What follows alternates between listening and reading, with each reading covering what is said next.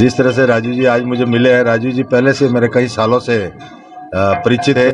जब योग के बारे में वो करते थे, योगा वगैरह करवाते थे, इसी तरह से करते करते आज जिस मंजिल तक वो पहुंचे हैं उनको मैं बधाई देता हूं। आगे भी उनको उज्जवल भविष्य के लिए उनको बधाई देता हूं। जी। आज की बात राजीव देवासी के साथ। हम इस समय पूर्व मंत्री ओटाराम जी भोपाल जी के यहाँ पर आए हुए हैं। चामुंडा के महान उपासक है और चामुंडा माता की कृपा से ही आपका सब कुछ हुआ है। दिव्य आपकी एक अच्छी पर्सनालिटी और राजस्थान में एक नाम किया है, ओटाराम देवासी के नाम से मशहूर है। यहाँ पर हमारे पास में देवासी समाज के ओटाराम जी देवासी मौजूद है, जो 36 कौमों के चहेते हैं। किस प्रकार से आप दर्शकों को अपना आशीर्वाद प्रदान करना चाहेंगे, आपसे रूबरू करवाते हैं। आपको बहुत बहुत बधाई और शुभकामनाएं। आपको भी सबको, पूरे परिवार को खूब खूब शुभकामना, आपको बधाई। जिस तरह से आपने आज माँ चामुंडा के मंदिर में आने का जो सौभाग्य प्राप्त किया, माँ के दर्शन किए, हजारों श्रद्धालु माँ के दर्शन के लिए आते हैं। बिल्कुल बिल्कुल। और जानना चाहेंगे, हमने ऐसा सुना 9 दिन आप यहाँ पर हर साल यहीं रहते हैं, कहीं नहीं जाते हैं। जो आते हैं आपके जो श्रद्धालु, उनको आप जो है आशीर्वाद प्रदान करवाते हैं माँ से, और आप भी देते हैं। 9 दिन आप यहीं रहते हैं। जिस तरह से नवरात्रि की स्थापना होने के बाद में 9 दिन तक मैं मंदिर में रहता हूँ, मंदिर से बाहर नहीं जाता हूँ।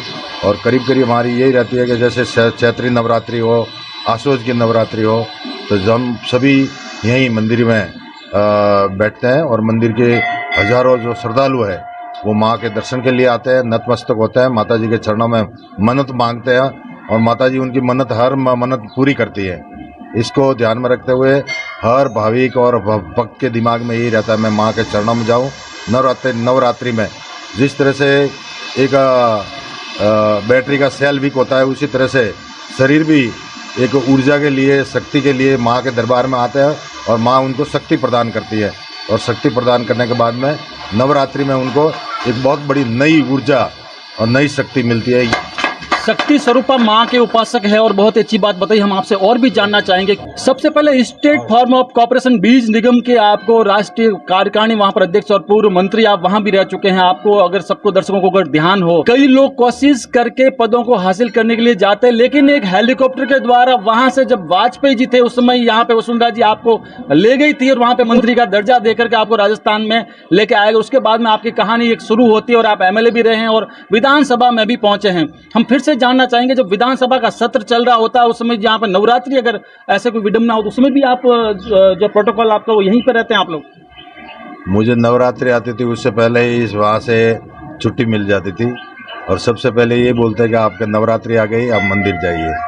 मैं धन्यवाद देता हूँ पूर्व मुख्यमंत्री वसुंधरा जी को, धन्यवाद देता हूँ देश के उपराष्ट्रपति भैरू सिंह जी को, जिनकी प्रेरणा से उनको मुझे जिस तरह का एक वहाँ पोर्टफोलियो दिया गया। पोर्टफोलियो देने के बाद में उसके बाद में मुझे यहाँ मंदिर के पुजारी के रूप में और समाज की सेवा के लिए और 36 कौम की सेवा के लिए मुझे जिस तरह का नियुक्त किया गया, मेरी आज भी भावना रहती है कि मैं 36 कौम की सेवा करूं, और सेवा के लिए मैं बाहर निकला हूं। तो ये हमारी हमेशा भावना रहती है, और भावनाओं के साथ में मैं काम करता हूं। बिल्कुल बिल्कुल। बड़े बड़े यहाँ पे दिग्गज आए और आशीर्वाद लेकर के मंत्री बने, और खुद चामुंडा माँ के उपासक भोपाल जी भी पूर्व मंत्री राजस्थान सरकार में रह चुके हैं।